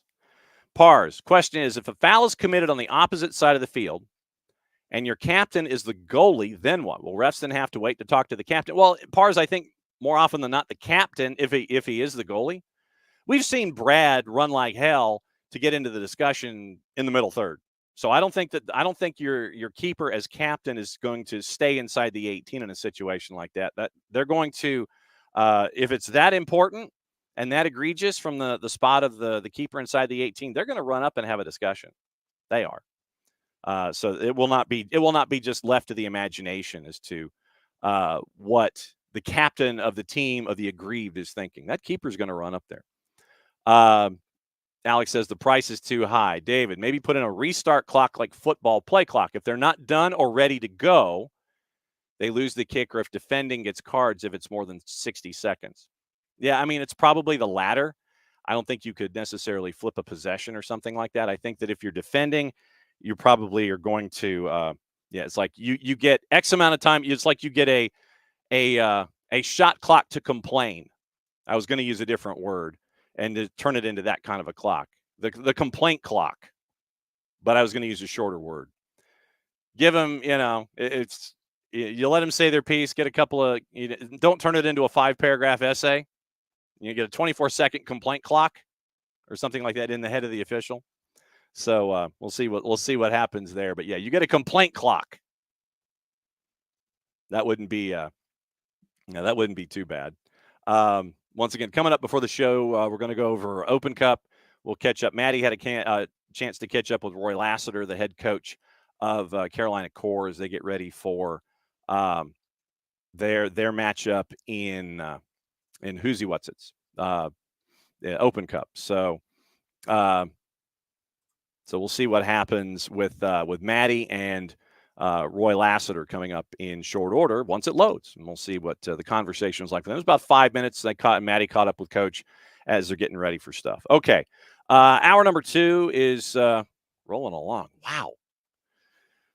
And I think that this is the cool part of having these philosophical discussions, is that we end up with Dell's wondering about any additional info about Jack Collison. Have not heard anything other than Jack loving his time there and being completely and totally complimentary to everyone there in Huntsville. So nothing else has come out about Jack Collison and leaving the folks at Hunt City. So we'll keep an eye on that and see if there's anything else that comes as a part of that discussion. News of the day, and for it we will go. We'll start overseas and work our way over. Yesterday, and I know that this is where Tom likes to put his. He's going to have to put his hands over his ears or unplug or something. Yesterday, Cole Palmer scored 4, and they beat Everton. It was over after 30 minutes, honestly, and it was not pretty unless you had Cole Palmer on your fantasy team. And it was 6-0 final. Cole Palmer had the natural hat trick in 16 minutes. Nico Jackson scored in the 44th. Palmer scored again to make it 5-0. And then Alfie Gilchrist, who was called off the bench. I think Alfie just had his 14th birthday. I'm kidding, but it's close. Alfie Gilchrist scores late substitution, scores in the 90th minute, 6-0 final.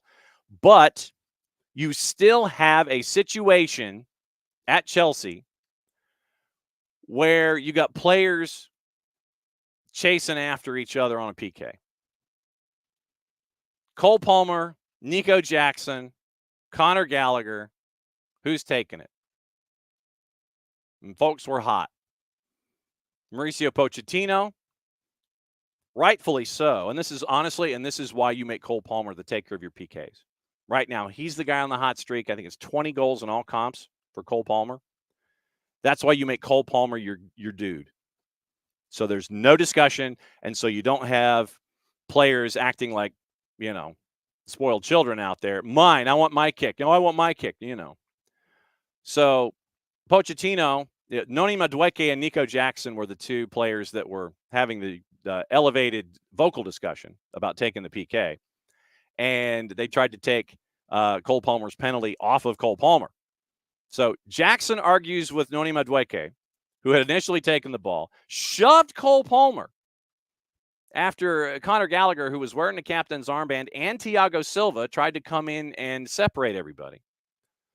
Palmer took the ball, scored the penalty, and it was his 4th. But Pochettino described his players as being kids. That was the words he used. Pochettino says it's a shame, and apparently Jackson and Caicedo continued to argue after the final whistle. Pochettino, it's a shame. I told the players in the dressing room we can't behave in this way. I told them this is the last time I will accept this type of behavior. They're all involved in this situation. Next time, they're all out. This is not a joke. It's impossible after a performance like this to see this type of behavior. If we want to be a great team fighting for big things, we need to change and think more in a collective way. I made clear to them, and now through the media, and I say to our fans and to everyone, Cole Palmer is the penalty taker. And it's now his choice if he wants to give the ball to another player, but not in this way. They are not experienced players that really know what they're doing. They are young. They are kids. They need to experience some of the situations to learn. We are like in a school. We need to show that they were wrong. Now they need to learn. If they don't learn, yes, we will take some decisions. Now it's about learning, using this experience to move on. Cole Palmer, when he's asked about it, he downplayed it. But you end up with Sean Dyche, who was mad at his team's performance, giving up 6. Miles off the intent and desire to win a match. You have to give strength, put a tackle on. I thought we were mildly better in the second half, but the first half, miles off. Miles off. Yeah, Dell, if I was Pochettino, I would be so embarrassed. And I think he was. And he was hot about it, too. So, yeah, Cole Palmer got 4. Natural hat trick, PK. Chelsea beats Everton 6-0. And so after that, you had a word about Everton this morning that came out. Ben Rumsby, and once again, when Ben Rumsby is a part of a byline for the Telegraph, you got to pay attention. So here is the latest on Everton and 777. Rumsby this morning says the takeover by 777 now has a last gasp extension. His words, a last gasp extension over the repayment of the £160 million loan that is supposed to calm the fears about the club being put into administration. So the deadline, Monday last night, so 10 and a half hours ago as we're talking, 5 o'clock in the morning in London this morning. Deal's been struck over money owed to MSP Capital and businessman Andy Bell and George Downing. The length of the extension granted was said to be a question of weeks, not months, since 777 is still trying to complete their purchase of Everton toward the end of the season. Talks with MSP were said to have been led by current owner Farhad Moshiri, because his 94% is what is trying to be picked up by 777. Loan is said to be secured against 51% of his stake. So Moshiri owns 94% of Everton. The loan of the £160 million has majority ownership in Everton, the security against the loan. If I'm interpreting that correctly. So, majority ownership of Everton against the security of the £160 million loan that 777 is trying to figure out how to repay so they can, in turn, become the new owners of Everton. So, you could have a situation, pennies on the dollar. If 160, so literally, if you're looking at ownership secured at 160 million at 51%, you're talking about a product that has an apparent math value of maybe 300 million pounds in paper, not like in actual currency or anything. Secured against 51% of the current owner's 94% stake. This is some leveraged stuff, man. This is leveraged stuff. And if one piece goes wrong, you could end up with MSP Capital, Andy Bell, and George Downing, in theory, owning 51% of Everton. Do they even want it? Would they, in turn, flip it?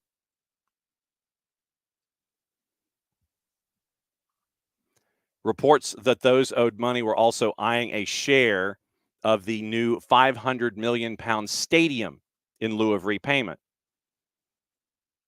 So you've got dudes who are leveraging against a majority percentage of Farhad Moshiri's ownership percentage, plus the idea of, no, we won't take it out in franchise value, but hey, you're building this nice, shiny stadium. What if we got equity in that instead? All of this puts at risk the takeover by 777, according to Rumsby.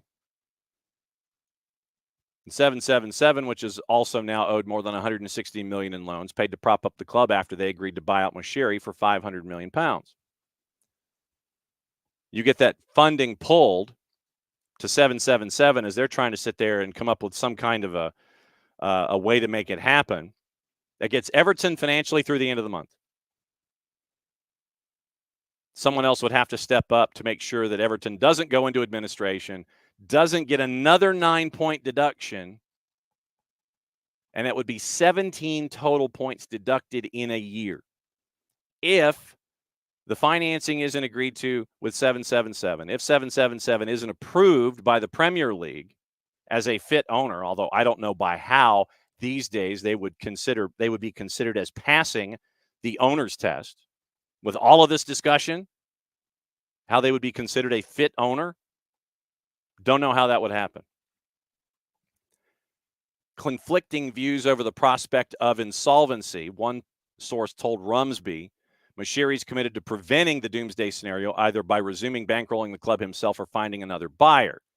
Moshiri has ties, if I'm not mistaken, to Russian oligarchs. I don't know how that would fly.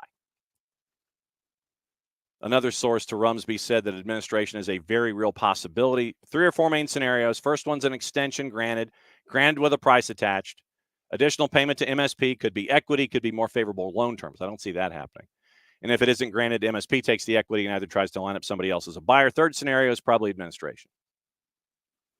Everton already facing a wait until the season ends before any takeover by 777. And they're scrambling to come up with the 9 figures to fund the purchase.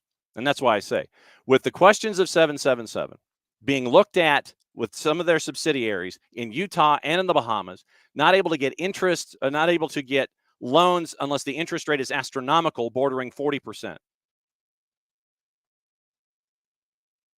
Now they're to the point where they're still scrambling to raise funds, and now they've asked for another extension on this $160 million. How they pass the owner's test, I have no idea. 7 months we're at right now. The conditions include it repays the $160 million owed by Everton, deposits $60 million into an escrow account for use by the club, converts loans into equity, proves that it has access to sufficient funding to complete the construction at Bramley Moore Dock. Apparently, they've approached a significant number of lenders to help bankroll the purchase, including Blue Owl Capital, a U.S.-based private credit provider. Everton's appeal over their latest deduction is going to be heard on an expedited basis. And remember, the Premier League season ends May the 18th. So you've got to have everybody in line for the championship season and for the next Premier League season in short order. So if Everton finishes in the bottom 3, you could end up with a discussion and an independent panel trying to determine whether or not Everton is going to be in the championship or whether Everton is going to be able to stay in the Premier League if they avoid relegation because of what's going on the field. So Everton is coming at it from a bunch of different angles here right now. And we've got to keep an eye on that as one of the big storylines, sadly, off the field. Nottingham Forest is going to have apparently their answers for their appeal early next week. So you got to hang on to that.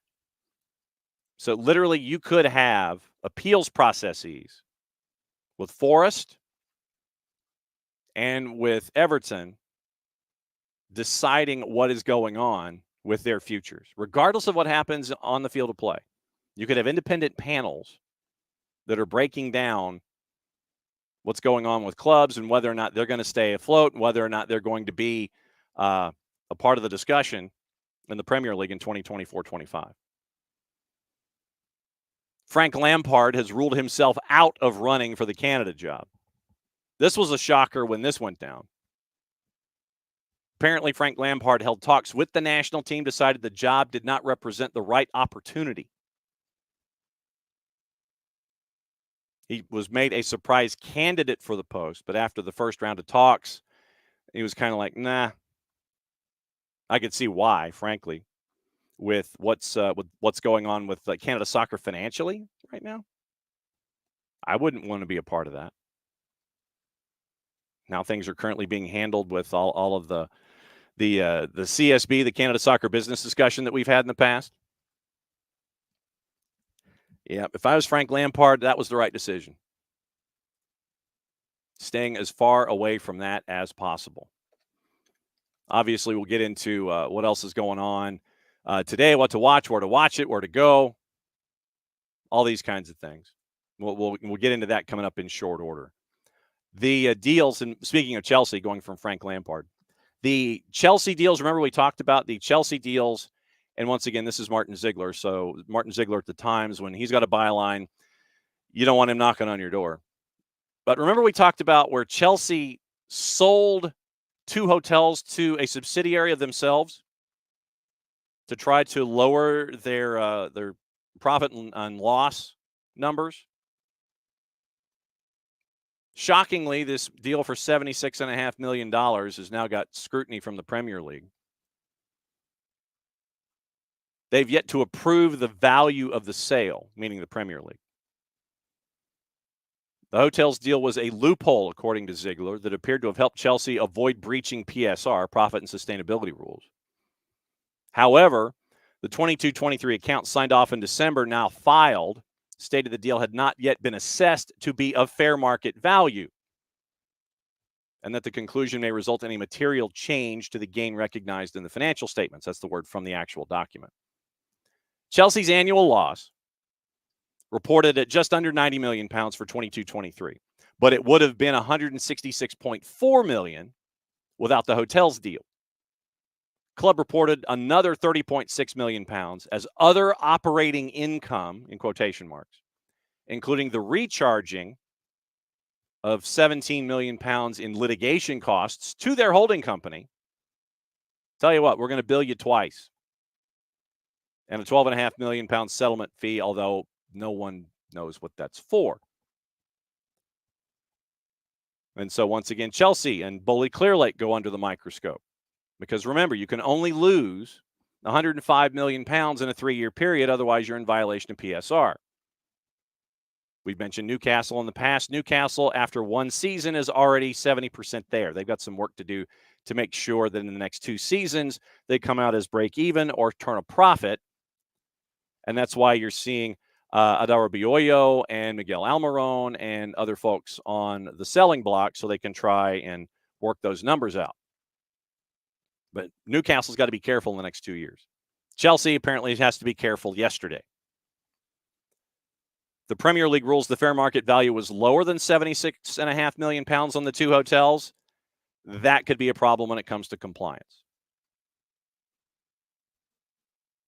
Ziegler talked to other representatives and execs at other clubs. They were shocked that the actual selling of the hotel to a fellow company inside your umbrella was actually allowed. It's like, yeah, we're going to sell it. I'm going to sell it to my sister. Everybody thought that was cool. Inside Bowley Clear Lake, other clubs were like, really? Okay, sure. Account signed off on just before Christmas in 23. 6 months after the 2 hotels and their car park were transferred to Blueco 22 Properties Limited. Sure. Okay, fine. Subsidiaries, they're both subsidiaries of the Chelsea holding company, Blueco 22, with Bowley, Bedat Iqbali, and Jonathan Goldstein. So keep an eye on Chelsea's figures, just to add to the fun.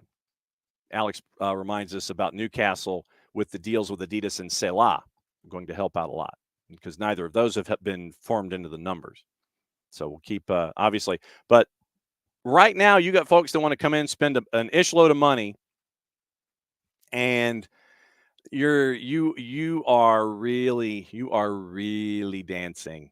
You are really dancing. And it's Everton, it is Forest, it is Chelsea, Newcastle with Alex's caveat, and obviously everyone is still also staring at Manchester City and their 115 violations, but we have not gotten there as of yet.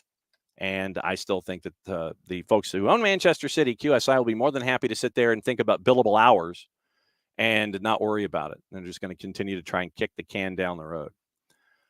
News from around Werder Bremen. This happened this morning. Naby Keita suspended and fined by Werder Bremen after walking out of the Bayer Leverkusen game. Head of football says, we won't tolerate Nabi's behavior. The club say that he went home after being left out of the team. Suspended him for the rest of the season, imposed a substantial fine after he walked out of the match against Leverkusen. Didn't feature. Club said he'd chosen not to travel to the ground with the team, decided to go home instead after discovering he was not in the starting lineup. Leverkusen, obviously with the win, they clinched their title, left Werder 5 points clear of the bottom three with a handful of matches to go. Signed as a free agent on a 3-year deal last summer after the expiry of his contract at Anfield. All right, let's get into the activity that is going on this weekend. Or this weekend. We're not even to the weekend yet. It is a conversation that Maddie and the head coach of Carolina Coy, Roy Lassiter, had. Carolina Core in Open Cup, and it is a conversation that the two of them had. It's about 5 minutes, and it gets everybody ready for Open Cup. We'll get into the Open Cup matchups and everything else that's going on today. Here's Maddie and Roy Lassiter discussing Open Cup and what's going on with Core right now in MLS Next Pro.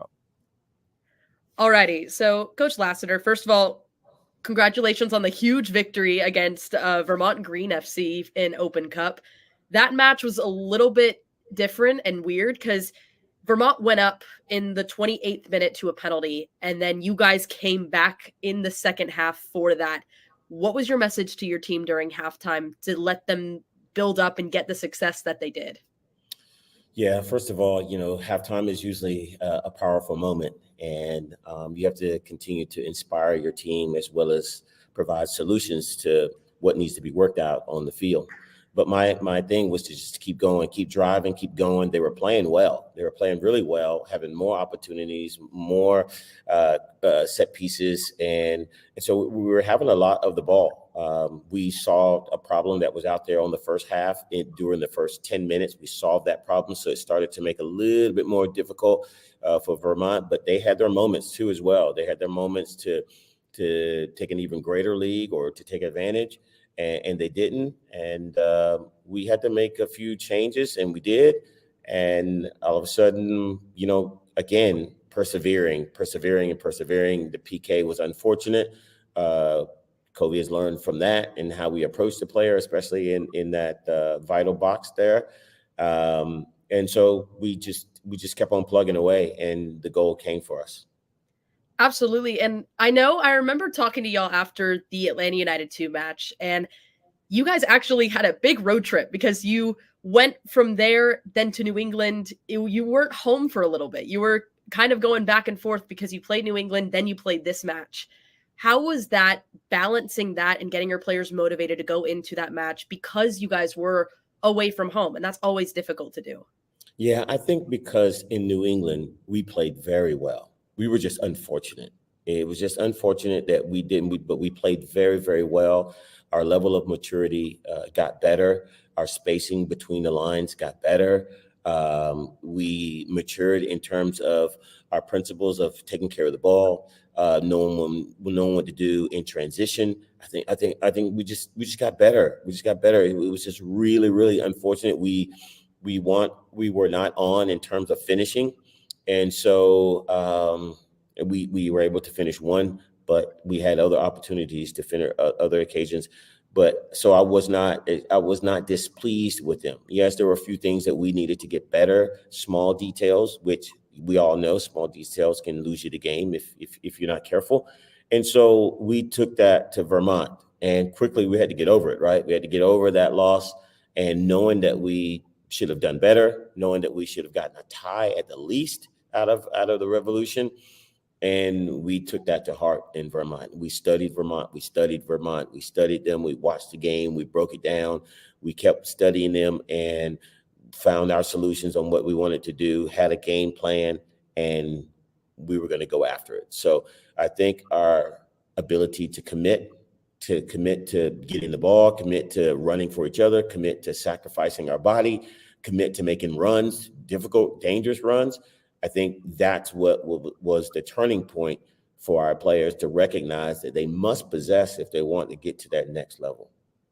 Absolutely. And looking ahead to this Open Cup round 3 matchup against North Carolina FC, How has it been scouting them this week? You know, they're coming off of a tie between Birmingham Legion. What has it been like kind of preparing up to this matchup? And also, you guys are away from home once again. So how are you balancing that as well? You know, going back in, you get to come home for a little bit, but now you got to go back on the road and face off against North Carolina FC, and what supposedly could be a little bit of this like rivalry, being, you know, both of y'all in the same area. So how has that been building up to this match? Well, first of all, there's no excuse for us just playing on the road. We've been in that situation before. If we can handle Vermont in the snow, in the cold weather, and against their great crowd that they had, we can probably handle just about anything. And so we're going to go there ready. We are prepared. We have scouted them. We have watched them. We continue to watch them in all aspects. They play a little bit different at home than what they do when they're away. And so we will be prepared for that as well. We have done a lot of film on them, not just us as a coaching staff, but as the team as well. We've broken them down in their deficiencies and their good tendencies. And so we feel that we are prepared to compete, to battle, and to battle to win on Wednesday. Absolutely. Alrighty, well, that's all the questions I got for you, Coach. I appreciate it. Thank you for taking the time, and good luck on Wednesday. I know I'm excited to get to watch this round of the Open Cup. It's going to be a lot of fun. Absolutely. Thank you. Thanks for having me. Roy Lassiter, head coach at Carolina Core, hanging out with Maddie Cruz on the 1's and 2's. And so that is one of 11 matches on Wednesday in Open Cup. You've got 5 today. Charlotte Independence, Rhode Island FC, and 3 of them are at 7 o'clock. So if you are so inclined, you can go to ussoccer.com and you can watch on their linked throughs and all their YouTube channels and such. 3 at 7 o'clock. Charlotte is hosting Rhode Island FC. So maybe we can catch up with Michael Parkhurst. I think it's his turn on Friday, and we'll find out about Open Cup. At Lynn Family, it is Greenville Triumph and Lou City. 7 o'clock also, it is Michigan Stars and Detroit City FC at Keyworth in Hamtramck. That should be a great environment. 9 o'clock, Lubbock Matadors with Hitch and his family. They get to go to Rio Rancho High School in Rio Rancho, New Mexico, and take on New Mexico United. So it is like a little version of the Lab. And then 10:30 tonight, it is El Farolito, our favorite Mexican restaurant in the Bay Area. They travel to take on Roots at CSU East Bay in Hayward. That is at 10:30 tonight. Once again, you can go to ussoccer.com and you can watch the third round live.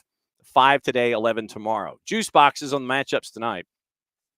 Rhode Island is even money plus 100 on the road at Charlotte Independence to win in 90 minutes. Charlotte Independence, by the way, and the 90-minute draw, both hanging around plus 240. Detroit is a big favorite. Detroit City hosting Michigan Stars, almost at a minus 295 to win in 90 minutes. Michigan Stars is a plus 757 in the composite, courtesy of our friends at Odds Portal, to take the win tonight in regulation. Your draw, 90-minute draw, is a plus 340. Lou City favored with Greenville Triumph coming to town at a minus 185 at Lynn Family. No real surprise there. 90-minute draw is a plus 309. And your Greenville Triumph win in 90 minutes is a plus 411. Once again, thanks to our friends at Odds Portal for giving us the rundown of everything there and getting you prepped for tonight. Once again, go to ussoccer.com as a good starting point, and then you can catch up wherever you wish to link and follow the action here in the Open Cup. What's on today, where to watch it, and how long you should. Remember, you end up with a Champions League today, and it is the backup matchups. And so it's going to be a very, very busy afternoon, and some of it's even going to be on big CBS. So you end up with you end up with activity that you can watch leading into your local news. It'll be a fun day. So matchups at 3 o'clock, both of them. Barcelona hosting PSG, and this is to win in 90 minutes. This is not to win the 2 legs. Barcelona favored at home against PSG at a plus 116. 90-minute draws a plus 305, and PSG is just north of plus 200. Dortmund at home against Atletico Madrid is a plus 120. Your draw is a plus 275. Atletico Madrid is a plus 218. That is today in Champions League. What to watch? Barca and PSG is on big CBS. So if you live in a market that has a 4 o'clock news program on their CBS affiliate, you won't have it unless it's on an alternate channel and you really want to know where to fish for it. So CBS, 2 to NA, Unimas. They all have Barca and PSG at 3 o'clock. On the Plus, Championship, Southampton, Preston North End, that's at 3 o'clock. Right now, the Championship is crazy, and everybody is trying to get into the final spots, and you're trying to avoid the drop. Southampton, big favorite today, no real surprise. But here's the deal going into the Championship. You've only got a handful of matches to go. It could be as many as 4 or 5 if you're Southampton. This is the equalizer for Southampton to get them to having only 4 matches to go on their end. Everybody else has either 3. Most of the have 3 matches to go after today, and some already have only 3 matches to go. So here's what it's looking like. Some have 4, most have 3. Southampton, they have 5. They're the odd duck with 5. They'll close to 4 today. Here's how it is currently. Ipswich and Leicester, 89 and 88 points. They are in the automatic promotion spots. Leicester has a match in hand. Leeds is at 87 points.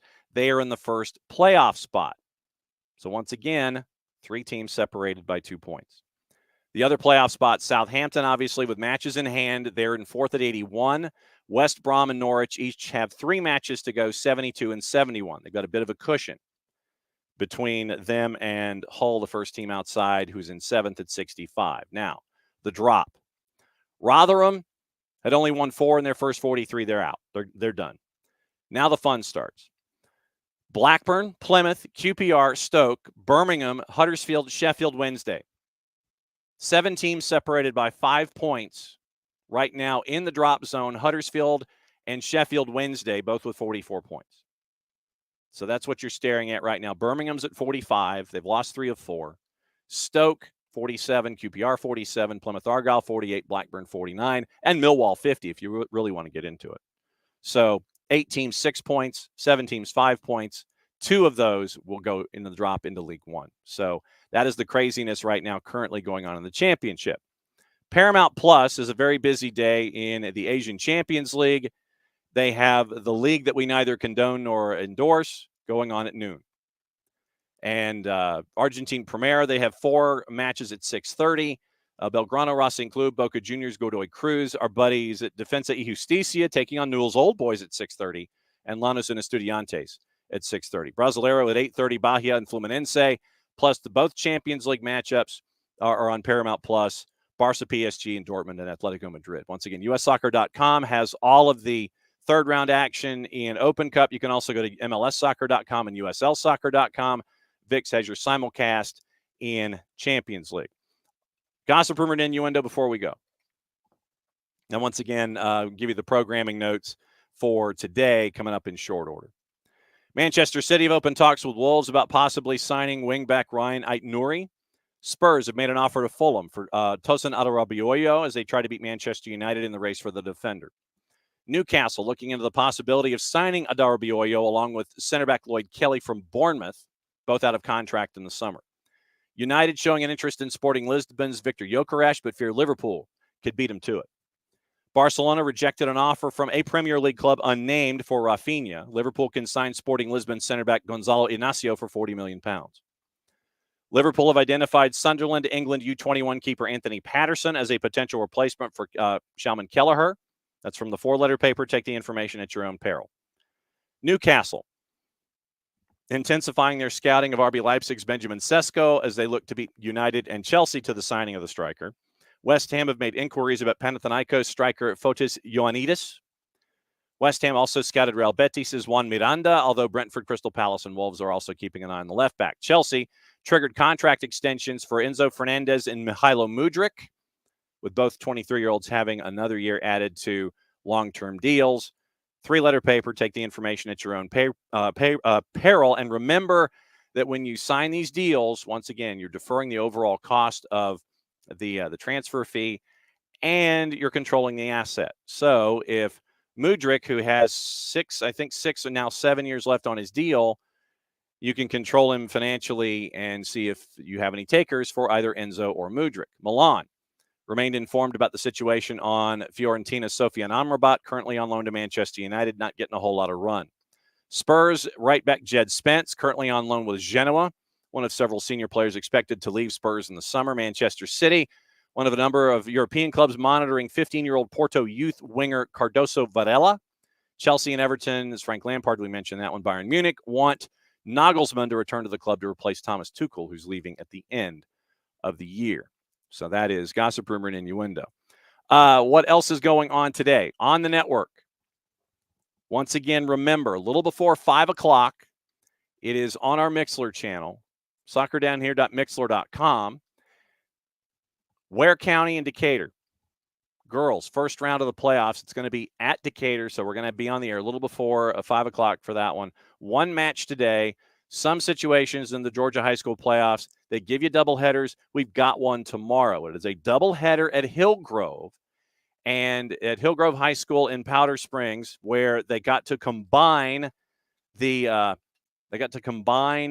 girls match and the boys match into one day. Traditionally, it would be on back-to-back days, but because they got the okey doke from the participating schools, they've combined it into one day, and it will be with the calendar. It's going to be a 6 o'clock and an 8 o'clock kick at Hillgrove when it comes to the first round of their playoffs, and we will be there for the action there. 6 o'clock, 8 o'clock. It is the boys and the girls. It is Pebblebrook on one side, and once again, doubleheader 6 and 8 on tomorrow.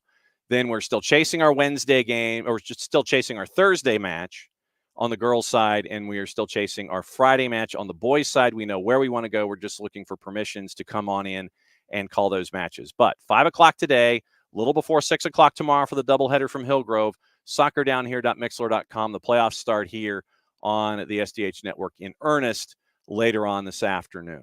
Once again, thanks to everybody who was listening to our broadcast of the 2's. We'll have Atlanta United 2 soccer on the network all season long, and we might have some other things to mention coming up down the line. But once again, Atlanta United 2 on the SDH network. It was Jarrett, Maddie, and Jason last night, and we will have all the 2's broadcasts with you on the network here in 2024. And can't thank Atlanta United and the 2's enough for all of their patience in dealing with us on a weekly basis and letting us have the platform to be able to share with you the next generation when it comes to Atlanta United and going into MLS Next Pro. So that is a show, and we'll be back at it again less than 22 hours.